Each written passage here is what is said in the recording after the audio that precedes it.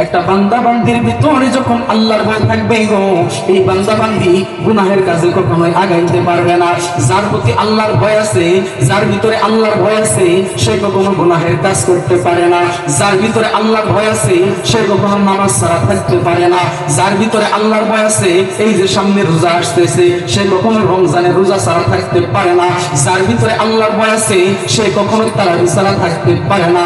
যার ভিতরে আল্লাহর ভয় আছে, সে কখনো সাহেরি ইফতার ছাড়া থাকতে পারে না। যার ভিতরে আল্লাহর ভয় আছে, সে কখনো হারাম খাইতে পারে না। যার ভিতরে আল্লাহর ভয় আছে, সে কখনো দুনিয়ার লোভের পিছনে দৌড়াইতে পারে না। আল্লাহর ভয় যার ভিতরে আছে গো, তাকওয়াল্লাহ, আল্লাহর ভয় যার ভিতরে আছে, সে সদা সর্বদাই আল্লাহর ভয় নিয়ে ঘুরতে থাকে। এক পা যদি আগাই গুনাহের জন্য, দুই পা পিছনে যাইবে, কারণ আমি গুনাহের কাজ করতেছি, দুনিয়ার কেউ না দেখুক, আমার আল্লাহ কিন্তু ঠিকই দেখতেছে। কথা কোন ঠিক কিনা?